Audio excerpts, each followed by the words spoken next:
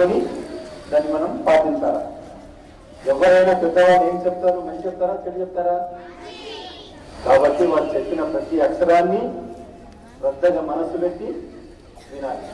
ప్రోగ్రామే కాదు, మీరు క్లాస్ రూమ్లో కూర్చున్నప్పుడు కూడా మీ యొక్క టీచరు చెప్పే ప్రతి అక్షరాన్ని, ప్రతి ముక్కను, ప్రతి మాటను శ్రద్ధగా వినాలి. వింటే, అర్థమైతే, అది మీ మనసులో కూర్చుంటే మీకు పరీక్షలో ఏ ప్రశ్న అడిగినా మీరు జవాబు రాయి ఉంటారు. మీరు అన్ని ప్రశ్నలకు జవాబులు బాగా రాస్తే మీకు మార్కులు ఎక్కువ వస్తాయి. మార్కులు ఎక్కువ వస్తే అందరు మిమ్మల్ని శభాష్ అంటారు. మంచి ఉద్యోగం దొరుకుతుంది. మంచి ఉద్యోగం దొరికితే ఏమవుతుంది? మంచి ఉద్యోగం దొరికితే మీకు అన్ని సౌకర్యాలు బాగుంటాయి. పెద్ద ఉద్యోగం దొరికితే మీకు ఒక కారు వస్తుంది. అంతకన్నా చిన్న ఉద్యోగం వస్తే ఒక మోటార్ సైకిల్ వస్తుంది. అంతకన్నా చిన్న ఉద్యోగం మీ నాన్నలాగా ఏ కంపెనీలో చేస్తే సైకిల్ వస్తుంది. వస్తుందా? లేదంటే నడుచుకుంటూ వెళ్ళాల్సి వస్తుంది. మీరు దేని కోరుకుంటారు? మీరు కారు మీద తిరగాలనంటే ఈ రోజు నుంచే మీరు మనసులో పెట్టుకోవాలి, నేను కారు మీద తిరిగేటంత పెద్ద ఉద్యోగం చేయాలి. అలా చేయాలంటే నేను ఈ రోజు నుంచి కష్టపడి చదవాలి. ఏ కార్యక్రమం జరిగినా, ఏ క్లాస్ రూమ్లో అయినా ఎవరితో మాట్లాడకుండా, గిల్లుకోకుండా, కొట్లాడుకోకుండా, నవ్వులాట కాకుండా సీరియస్గా మన మనసంతా ఎదుటి వ్యక్తి మాట్లాడుతున్న మాట మీద దృష్టి పెట్టి వినాలా. వింటే, విన్నది మళ్ళీ ఇంటికి చదివితే, మీకు దాన్ని బాగా అర్థమైతే అప్పుడు మీకు నాలెడ్జ్ అనేది ఇంప్రూవ్ అవుతుంది. కాబట్టి ఈ రోజు నుంచి మీరంతా మంచి స్టూడెంట్సా? బ్లాక్ స్టూడెంట్సా? మంచి స్టూడెంట్సా? ఓకే. మీరు ఏ పరిస్థితుల్లో కూడా మా ఇంటికి సొంత ఇల్లు లేదు, మా అమ్మ ఏదో చిన్న ఉద్యోగం చేస్తుంది, లేకపోతే మా నాన్న ఏదో చిన్న ఉద్యోగం చేస్తాడు, ఆ పక్కన ఇంకో అతను నాకు తెలిసిన వాళ్ళ అబ్బాయి లేదా మా ఫ్రెండ్ వాళ్ళ నాన్న పెద్ద ఉద్యోగం చేస్తాడు, మంచి కార్పొరేట్ స్కూల్లో చదువుతాడు అనే ఆలోచన ఎప్పుడు పెట్టుకోవచ్చు. కాళ్ళ మీద తిరిగే పిల్లలైనా నువ్వైనా చదువుతున్నది ఒకటే క్లాస్. అతను పెద్ద కార్పొరేట్ స్కూల్లో చదువుతుండొచ్చు, నువ్వు చిన్న స్కూల్లో చదువుతుండొచ్చు. ఏ స్కూల్లో చదివినా చదువు ఒకటే కాబట్టి, సబ్జెక్ట్ ఒకటే కాబట్టి, ఎవరు దాన్ని బాగా కష్టపడి చదివి అర్థం చేసుకుంటే వాళ్ళకే మార్కులు వస్తాయి. ఇప్పుడు మీ ఫ్రెండ్ తిరుగుతున్న కారు ఏదైతే ఉందో, మీ ఫ్రెండ్ తిరుగుతున్న కార్పొరేట్ స్కూల్ ఏదైతే ఉందో, అది అతను కష్టపడి సంపాదించిందా వాళ్ళ నాన్నదా? వాళ్ళ నాన్న దాని మీద చదివినంత మాత్రం అది గొప్పతనమా? కాదు. కానీ నువ్వు కష్టపడి చదివి రేపు కారు మీద తిరుగుతావు చూడు, అది ఎవరి కృషి? ఆ కృషి కోసం నువ్వు కష్టపడు, దాని గురించి నువ్వు ఆరాటపడు, దాని గురించి నువ్వు ఇప్పటి నుంచో ఒక ప్లాన్ వేసుకో. ప్లాన్ వేసుకొని అమ్మకి ఇబ్బంది పెట్టకుండా, నాన్నకి ఇబ్బంది పెట్టకుండా ఒక బాధ్యత గల వ్యక్తిగా నువ్వు ఇంట్లోకి వెళ్ళి అమ్మ సంపాదన ఎంతో తెలుసుకోకుండా, నాన్న సంపాదన ఎంతో తెలుసుకోకుండా నాకు అది కావాలి ఇది కావాలి అని చెప్పి ఆరాటం పెడితే బాగుంటుందా? వాళ్ళు ఎక్కడి నుంచి చేస్తారు పాపం? అప్పులు చేయాలి. అయ్యో మా కన్న కొడుకు కోరిక తీర్చలేకపోతున్నామని బాధపడాలా? నువ్వేమో మా అమ్మ నాన్న నేను అడిగి తెస్తలేదని నువ్వు వాళ్ళ మీద తిరుగుబాటు చేస్తావు. అది మంచి పనే? మంచి వారికి ఉదాహరణ చెప్తారా? చిన్న పిల్లాడు ఉన్నప్పుడు మంచి బాలుడు, రాముడు మంచి బాలుడు అన్నారా? ఎందుకు రాముడు మంచి బాలుడు అన్నారు? రాముడు ఏం చేశాడు? రాముడు చిన్నగా ఉన్నప్పుడు వాళ్ళ తండ్రి దశరథ రాముడు అతనికి సింహాసనం మీద కూర్చోబెడతా అన్నాడు. ఏమన్నాడు? సింహాసనం మీద కూర్చోబెడతా అన్నాడు. ఇంతలోనే తండ్రి మనసు మార్చుకొని, వద్దు నీకు సింహాసనం కాదు, నువ్వు అడవిలోకి వెళ్ళిపోవాలా అన్నాడు. అలాంటి సందర్భంలో నేను అనుకోవటం, మీరుంటే ఇప్పుడే సింహాసనం అన్నావు, ఇప్పుడే అడవులు అంటున్నావు, నువ్వు ఒక తండ్రివా, నేను సింహాసనం మీద కూర్చుంటా అంటావు అంటారు కదా. అంటారు నాకు తెలుసు. అనను అన్న వాళ్ళు ఒకటి లేదు, ఒక్కరు చేయలేదు, చేసేది. రాముడు అందుకే మంచి బాలుడైండు. ఎందుకక్కడ తండ్రి ఏది చెప్పినా చేస్తాడు ఆయన. సింహాసనం మీద కూర్చుంటానికి రెడీ. సింహాసనం బదులు అడవులో పోమంటే కాళ్ళకు చెప్పులు లేకుండా, ఒంటి మీద బట్టలు లేకుండా అడవులోకి వెళ్ళిపోవడానికి కూడా రెడీ. కాబట్టి మీరు కూడా రాముల వారిలాగే అమ్మ నాన్న ఏది చెప్తే అది చేయాలి. చదువుకో అంటే చదువుకో, చెప్పి పనులు చెయ్యొద్దు అంటే చెయ్యొద్దు, అబద్ధాలు మాట్లాడదంటే మాట్లాడదు. ఈరోజు నేను వంట మంచిగా తిను అంటే అది తిను. అర్థమవుతుందా? అమ్మా నాన్నను కష్టపడి హింసించేవాడు మనిషి కాడు. అట్లాగే క్లాస్లో టీచర్ కూడా మీకు ఏ లెసన్ చెప్పినా శ్రద్ధగా విని చాలా డిసిప్లిన్ గా ఉండి టీచర్కు రెస్పెక్ట్ ఇస్తే అతనికి మంచి స్టూడెంట్ అంటారు. మంచి స్టూడెంట్ కదా ఎగ్జాంపుల్ చెప్తారా? మంచి స్టూడెంట్ ఎగ్జాంపుల్ గాంధీ మహాత్ముడు విన్నారా? గాంధీ మహాత్ముడు చిన్నతనంలో స్కూల్లో చదువుతున్నప్పుడు ఈ స్కూల్ ఇన్స్పెక్టర్ అని ఒక ఆయన ఉంటాడు. ఆయన వచ్చాడు బయట నుంచి. స్కూల్లో పిల్లలు బాగా చదువుతున్నారా లేదా, స్కూల్లో టీచర్లు పిల్లలకు బాగా చెప్తున్నారా లేదా అని ఇన్స్పెక్షన్ చేయడానికి ఒక పెద్ద అధికారి వచ్చాడు. వచ్చి ఏం చేశాడు? అతను ఒక పరీక్ష పెట్టాడు. గాంధీ క్లాస్కు ఒక పరీక్ష పెట్టాడు. ఆ పరీక్షలో ఒక పదం వర్డ్ కెటిల్ తెలుసా? కెటిల్ ఏం వాడతారు? ఆ కెటిల్ వాడు చెప్పాడు. అన్ని చెప్తున్నాడు, దాంట్లో కెటిల్. పాపం గాంధీకి అది రావట్లేదు, అన్ని రాశాడు, తప్పు రాశాడు. ఆ క్లాస్ టీచర్ వచ్చి గాంధీకి తప్పు రాశావు, పక్క దాంట్లో చూసి రాయు అని చెప్పాడు. గాంధీ రాశాడా? రాయలేదు, తప్పే రాశాడు.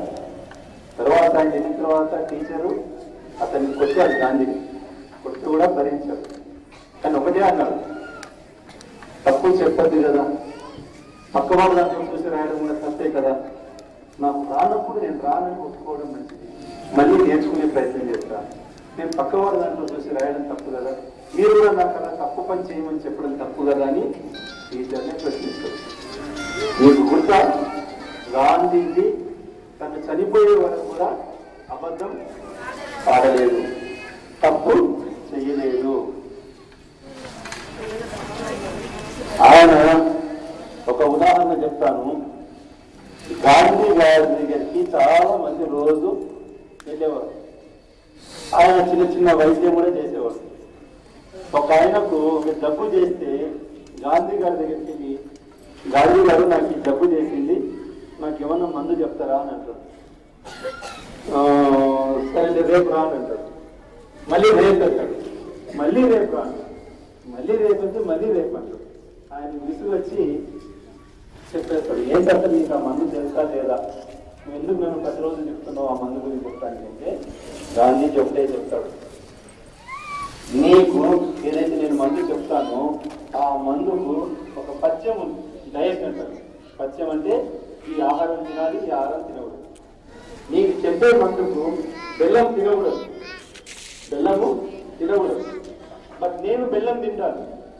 నేను బెల్లము మానేసేదానికి ప్రతిరోజు ప్రయత్నం చేస్తున్నాను, నేను మానలేకపోతున్నాను. నేను బెల్లం మానకుండా నీకు బెల్లం తినద్దు అని చెప్పడం పద్ధతి కాదు అని నేను చెప్తున్నా అంటారు. దీన్ని బట్టి మీకు గాంధీ మహాత్ముల గురించి అర్థమైంది కదా. ఓకే, ఇప్పుడు మీరు ఎవరెవరు గౌరవిస్తారు? తల్లిదండ్రులు, గురువు, ముగ్గురిని గౌరవించాలి. తల్లిదండ్రులు ఎందుకు గౌరవించాలి?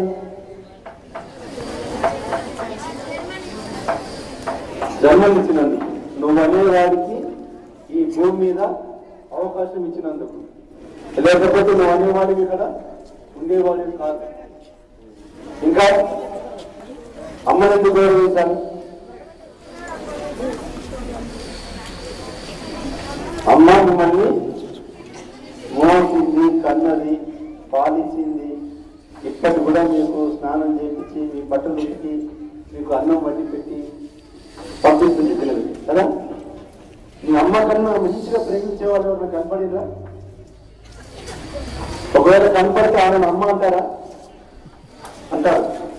ఎవరైనా ఆంటీ వచ్చి చాక్లెట్లు బిస్కెట్లు ఇచ్చి అంటే మా అమ్మ కన్నా నువ్వే మంచిది అంటారు కదా, అనగా? మరి ఆమె బిస్కెట్లు చాక్లెట్లు ఇస్తుంది, అమ్మ ఏమి ఇవ్వట్లేదు కదా.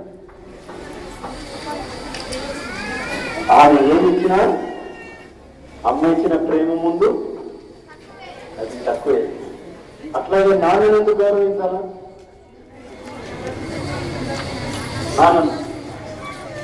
నాన్న కొడతాడు, తిరుగుతాడు, చదువుకోరంటాడు అంతే కదా. అమ్మలాగా ఊరికి దగ్గర తీసుకొని ఎత్తుకోడు కదా. ఇప్పుడు మీ అమ్మ మీకు ప్రేమ పంచితే మీ నాన్న మీకు అన్ని సదుపాయాలు ఇస్తున్నాడు. రాత్రనక పగలనక కష్టపడి ఉద్యోగం చేసి ప్రతి పైసా కూడబెట్టి నీ చదువు కోసము, నీ బట్టల కోసము, నీ తప్పుల కోసము, నువ్వు తినే భోజనం కోసము ప్రతి దాని గురించి ఎవరు ఇస్తున్నారు? మరి నాన్నకు మనం రుణపడి ఉండాలన్నా? ఇద్దరు ఎవరికి రుణపడి ఉండాలా? ఇద్దరికి సమానంగా చూసుకుంటారా? లేకపోతే పెద్ద అయ్యాక మా అమ్మనేమో ఇంటి పని చేస్తుంది, పాచి పని, మా నాన్న ఏం చేయకుండా కూర్చుని తిడతాడు, అన్నం తెమ్మంటాడు అని అమ్మని ఎక్కువ ప్రేమిస్తారా? ముసలితనంలో అమ్మ ఆరోగ్యం, నాన్న ఆరోగ్యం పాడైపోతే మీరు వాళ్ళని వదిలిపెడతారా? వాళ్ళని దగ్గర పెట్టుకుని సేవ చేస్తారా? అట్లా ఎవరైనా సేవ చేసిన పేరు విన్నారా మీరు? అట్లా అమ్మ నాన్నను బాగా ప్రేమించి సేవ చేసిన వాళ్ళ పేరు ఏదని విన్నారా? విన్నారా? ఇంటే చెప్పండి, ఒక పేరు చెప్పండి.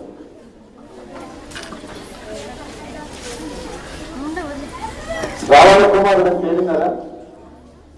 రావణ కుమారుడు. అదే ఇప్పుడు వచ్చిన ప్రాబ్లం ఏంటంటే, మేము చదువుతున్నప్పుడు మాకు చిన్నతనంలో రామాయణం గురించి, భారతం గురించి, భాగవతం గురించి ఇవన్నీ చెప్పేవాడు. ఇప్పుడు మీకు అవేవీ లేవు. అవేమని చెప్తున్నారా? మాకు చిన్నతనంలో రావణ కుమారుడు గురించి చెప్పేవాడు. రావణ కుమారుడు ఏం చేస్తాడంటే, వాళ్ళ అమ్మ నాన్న ఇద్దరు కూడా గుడ్డివాళ్ళు. ఆ గుడ్డి వాళ్ళను తీర్థయాత్రలు తీసుకెళ్ళటానికి ఒక పెద్ద కట్టెకు ముందర అమ్మను వెనుక నాన్నను కూర్చోబెట్టుకొని భుజం మీద పెట్టుకొని నడుచుకుంటూ తీర్థయాత్రలు తీసుకెళ్తారు. ఆలోచించండి, మీరు ఇక్కడ నుంచి అమ్మ ఏదన్నా వెజిటేబుల్ మార్కెట్ వెళ్ళో, దుకాణంకి వెళ్ళో కూరగాయలు తెమ్మంటే ఊరికి నన్ను సతాయిస్తూ ఎండ కొడుతుంది, నేను తర్వాత చేస్తాను, రేపు చేస్తాను అంటారు కదా. బట్ అప్పుడు అతను అడవుల్లోంచి, ఇలా రోజు లేవు 4 రోజులు అడవుల్లోంచి, ముళ్ళబాటల్లోంచి నడుచుకుంటూ వాళ్ళిద్దరిని మోసుకుంటూ ఎక్కడెక్కడ మంచి దేవాలయాలు ఉంటే అక్కడ తిప్పుకుంటూ వస్తారు. తర్వాత ఒక అడవిలో ఈ అమ్మ నాన్న అతనికి మాకు దగ్గర అవుతుంది బిడ్డ, నీళ్లు తీసుకురా అని అంటారు. అప్పుడు ఆయన ఏం చేస్తారు? వాళ్ళిద్దరిని ఒక చెట్టు కింద కూర్చోబెట్టి పక్కనే ఒక చిన్న సరస్సు లాంటిది ఉంటే నీళ్ళది, అక్కడికి వెళ్తాడు. వెళ్ళి అక్కడ నీళ్లు ఒక ముంతతో ఒక చెంబుతో ముంచుతాడు. ముంచుతుంటే ఏం సౌండ్ వస్తుంది? ఆ నీళ్ళు ముంచితే డుగ్గు సౌండ్ వస్తుంది కదా, ఆ సౌండ్ వస్తుంది. ఆ సౌండ్ దశరథ రాముడు అని ఇంతకుముందు అన్నాడు, రాముల వారి తండ్రి. ఆయన అడవుల్లో వేటకెళ్తాడు. వెళ్తే ఆయన శబ్దం లేదనే ఒక విద్య వస్తుంది. ఆ విద్య వల్ల అడ్వాంటేజ్ ఏంటంటే, శబ్దం ఎటువైపు నుంచి వస్తే అటువైపు వాళ్ళు చూడకుండా బాణాన్ని విసిరితే అదైతే కరెక్ట్గా అక్కడ తగ్గుతుంది. అలా అతను వదిలితే ఏదో తొలి పాపం అనుకున్నాడు, ఏదో వేట వస్తువు అనుకున్నాడు. వేటకు వచ్చాడు కదా, ఆయన వదిలితే ఆ బాణం మీద ఎవరు తగిలింది? రావణ కుమారుడు తగిలింది. రావణ కుమారుడు నీళ్ళ కోసం వెళ్ళిన కొడుకు రాలేదు, వీళ్ళకి కళ్ళు కనపడవు, దాహం అనుకున్నాడు. అప్పుడు దశరథ రాముడే వెళ్ళి నీళ్లు తీసుకుపోయి ఇస్తాడు. ఇస్తే ఆ స్పర్శతో వాళ్ళు కనిపెట్టి నువ్వు మా కొడుకు కాదు, నువ్వెవరిని చెప్పు అంటారు. అప్పుడు ఆయన చెప్తారు, నిజమే నేను నీ కొడుకుని కాదు, మీ కొడుకుని చంపిన దుర్మార్గుణ్ణి మీ కొడుకు అని తర్వాత లేని అనుకుని ఒక జింక అనుకొని బాణంతో కొట్టి చంపాను, క్షమించాలి. వాళ్ళు శాపం పెడతారు. ఏమని పెడతారు? ఇప్పుడు కళ్ళు లేని మా కొడుకు చనిపోవడం వల్ల ఏదైతే బాధ కలుగుతుందో ఇలాంటి బాధని నువ్వు కూడా అనుభవించు అంటారు. ఆ బాధతోనే, ఆ శాపంతోనే ఇక్కడ రాముల వారు అడవుల్లోకి వెళ్ళిపోతారు. అయితే తల్లిదండ్రిని ప్రేమించాలి, గౌరవించాలి. వాళ్ళు ఏది చెప్పినా మనం వినాలి. వాళ్ళకి ఏ పరిస్థితుల్లో కూడా మనం కష్టపెట్టద్దు, అంతేనా? కానీ ఒక్క పని చేయాలి. కష్టపెట్టనంత మాత్రాన, చెప్పిన పని మాత్రాన సరిపోదు. వాళ్ళు మీ గురించి చాలా పెద్దగా ఊహిస్తారు. ఏమని? మా పరిస్థితి ఇలా ఉంది, మా పిల్లడి భవిష్యత్తు ఇలా ఉండకూడదు, మా పిల్లలు ఒక పెద్ద ఉద్యోగం చేయాలా, బాగా చదువుకోవాలనుకుంటారు. అందుకే కదా కష్టపడి చదివిస్తున్నారు. మరి మీరు వాళ్ళ కోరిక నెరవేరుస్తారా? నెరవేర్చాలంటే కష్టపడి చదవాలి. డ్రెస్సుల మీద మోజు వద్దు, సినిమాల మీద మోజు అంతకంటే వద్దు, టీవీ చూడద్దు, ఎలాంటి పైసలు ఖర్చు పెట్టే పని. మీరు ఏదన్నా 10 రూపాయలు ఖర్చు పెడితే అది కేవలం దేనికోసం పెట్టాలా? చదువు గురించి నాలెడ్జ్ పెంచుకోవడానికి ఖర్చు పెట్టాలి. అప్పుడు ఏమైపోతుంది? మీరు అమ్మా నాన్న ప్రేమ పొందుతారు, వాళ్ళ ఆశీర్వాదం పొందుతారు. తప్పనిసరిగా మీరు అనుకున్న పెద్ద ఆఫీసరు, పెద్ద ఉద్యోగస్తులు అవుతారు. మీరు అనుకున్నట్టుగా కార్లలో తిరుగుతారు.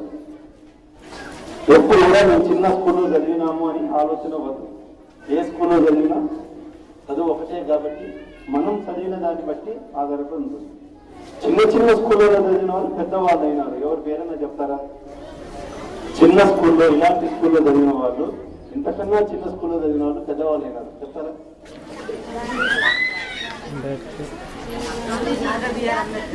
Doctor BR Ambedkar. Okay, doctor BR Ambedkar కూడా ఒక దళితుడి కుటుంబంలో పుట్టాడు. ఆ రోజుల్లో కులాల పట్టింపు ఎక్కువ. ఆయన స్కూల్లో ఎక్కడ చేర్చుకునే వాళ్ళు కూడా కాదు. తర్వాత అతను స్కాలర్షిప్ మీద చదువుకొని విదేశాల్లో కూడా వెళ్ళి బారిస్టర్ చదువు చదివాడు. తర్వాత ఆయన మన భారతదేశానికి స్వాతంత్రం వచ్చిన తర్వాత న్యాయశాఖ మంత్రి కూడా అయినాడు. తెలుసా అయినాడు? మన రాజ్యాంగం తయారు చేసేటప్పుడు ఆ కమిటీకి అతడు చైర్మన్. మన భారత రాజ్యాంగం రాసిన దాంట్లో అంబేద్కర్ చైర్మన్. ఓకేనా? అందుకే ఆయన చేతిలో ఎప్పుడు కూడా కాన్స్టిట్యూషన్ బుక్ పెడతారు. ఓకే, ఇంకెవరి పేరని చెప్తారా? సర్వేపల్లి రాధాకృష్ణ. బీదవాడని చెప్పారా? కాదు, బాగా చదివారు, మంచి విజ్ఞానవేత్త, తత్వవేత్త. ఇంకా doctor CV Raman. Doctor CV Raman కూడా మనం చెప్పుకోదగ్గంత బీదవాడు కాదు. ఆయన ఒక సైంటిస్ట్, రామన్ ఎఫెక్ట్ అని ఒకటి అనుకున్నాడు. ఆయన నోబెల్ ప్రైజ్ కూడా వచ్చింది. ఇంకా వేరే చెప్పండి. అబుల్ కలాం. అబ్రహాం లింకన్ బీదవాడు. అబ్రహాం లింకన్ బీదవాడు కానీ ఆయన కష్టపడి చదివి పెద్ద ఉద్యోగం చేసిన వాడు కాదు. అబ్రహాం లింకన్ దేని గురించి చెప్పుకోవచ్చు మనం అంటే, పట్టు వదలకుండా అనుకున్న పని సాధించేవాడని చెప్పుకోవచ్చు. అబ్రహాం లింకన్ చాలా బీదవాడు. అమ్మాయి చెప్పినట్టు ఆయన కోరిక ఏంటంటే, ఈ అమెరికా దేశానికి నేను అధ్యక్షుడిని కావాలా, అమెరికాకు ప్రెసిడెంట్ కావాలనేది ఆయన కోరిక. దాంతో ఆయన ఎన్నిసార్లు పోటీ చేశాడు?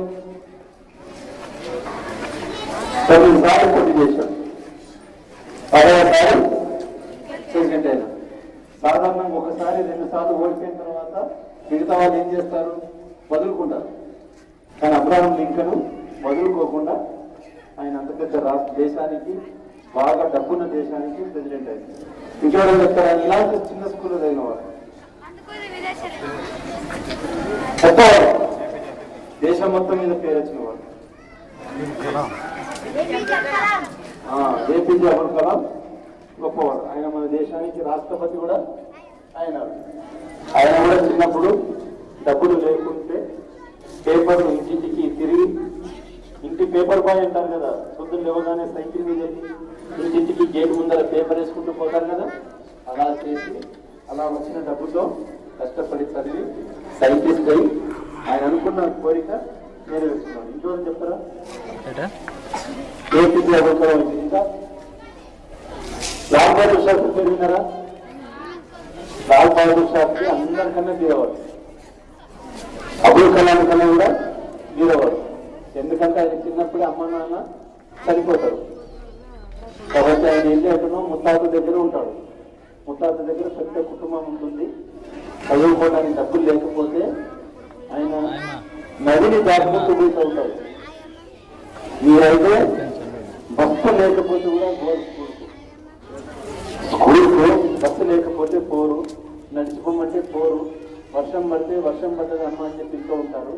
బట్ అతను నదిని ఈదుకుంటూ స్కూల్కి వెళ్ళి చదివి ఈ దేశానికి ఏమైంది, ఆయన ప్రధానమంత్రి అయిందా? కాబట్టి ఇప్పుడు మనకు ఏమర్థమవుతుంది? డబ్బు ఉన్నదా లేదా అదే ప్రశ్న కాదు, మనకు పట్టుదల ఉన్నదా లేదా అనేది ముఖ్యం. మీ అందరికి పట్టుదల ఉందా? పట్టుదల ముఖ్యమా డబ్బు ముఖ్యమా? పట్టుదల లేనప్పుడు డబ్బు ఉంటే కూడా డబ్బున్న వాళ్ళందరూ బాగా చదివి పెద్ద ఉద్యోగాలు చేస్తున్నారా? కాబట్టి మీరంతా కష్టపడి చదివి పెద్ద పెద్ద ఉద్యోగాలు చేసి మీ అమ్మ నాన్నను చక్కగా చూసుకోండి, వాళ్ళ మాట వినండి. ఇప్పటి నుంచే మీరు స్టార్ట్ చేస్తారా? ఏమవుతాం అనుకుంటున్నారు మీరు?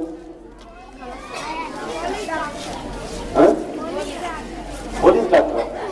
పోలీస్ అన్నా డాక్టరా లేదా రెండా? పోలీసు ఒకటి, డాక్టర్. డాక్టర్ ఏం చేస్తాడు?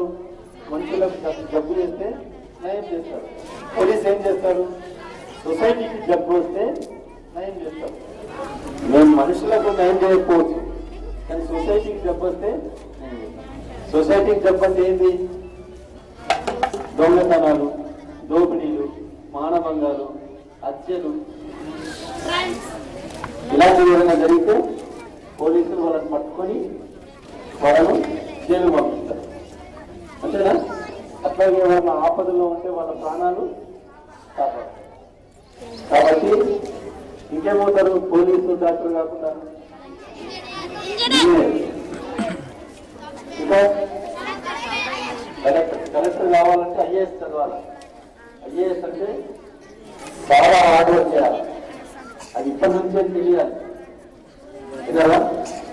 ఎత్తునాటి గుణము లేఖనాడు తెలుస్తుంది అన్నట్టుగా మీరు కలెక్టర్ అయ్యేది నేను ఇప్పుడే చెప్పగలుగుతా, మీ మార్పుల గురించి చెప్పగలుగుతా. ఇంతవరకు చదివినావు కదా, ఆ మార్పుల గురించి చెప్పగలుగుతా. ఎన్ని మార్కులు వచ్చినాయి నీకు ఇంతకుముందు?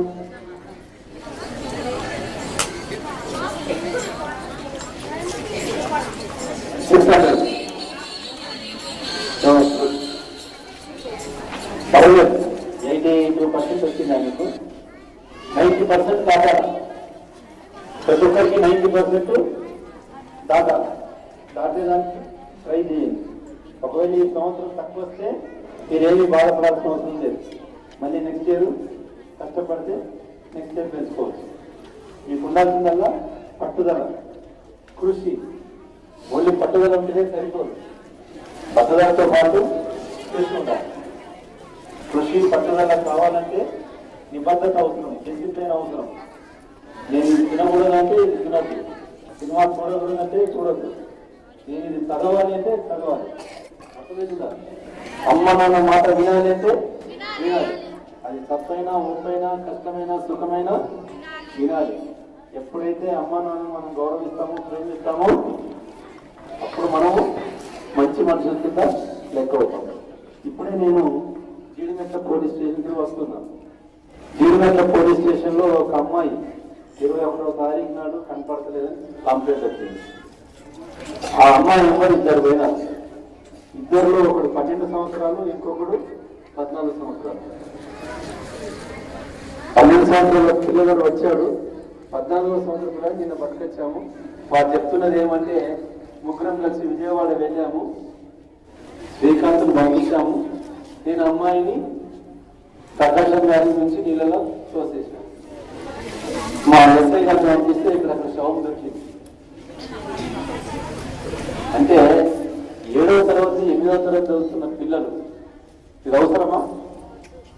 ఒక అమ్మాయి అబ్బాయి స్నేహం అవసరమా? వీళ్ళిద్దరు కలిసి ఇంట్లో చెప్పకుండా విజయవాడ పోవడం అవసరమా? ఆ అమ్మాయిని నదిలో తోసేయడం అవసరమా? ఇప్పుడు వాళ్ళ భవిష్యత్తు ఏమైతుందో ఆలోచించండి.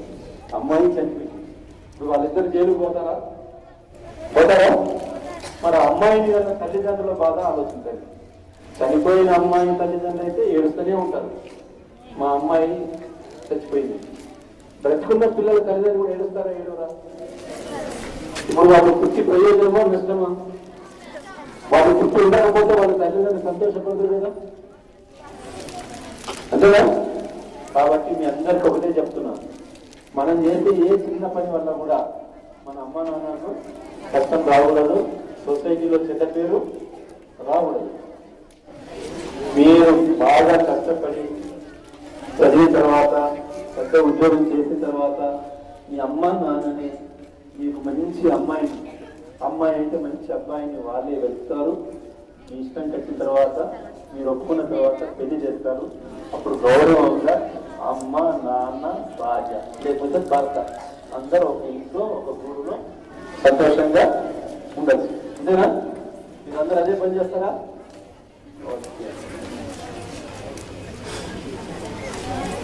బాగా వేడిగా ఉంది, మీకు ఎక్కువ ఇబ్బంది అవుతుంది. ఈ అవకాశం ఇచ్చినందుకు ఈ స్కూల్ కరెస్పాండెంట్ కు ఓపికగా విన్నందుకు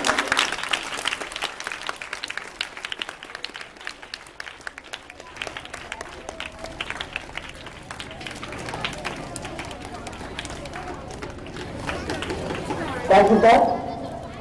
మీరు ఇంత కథలతో మా పిల్లల్ని ఆకర్షుకొని అమూల్యమైన సందేశించేందుకు heartly thanks to you. Next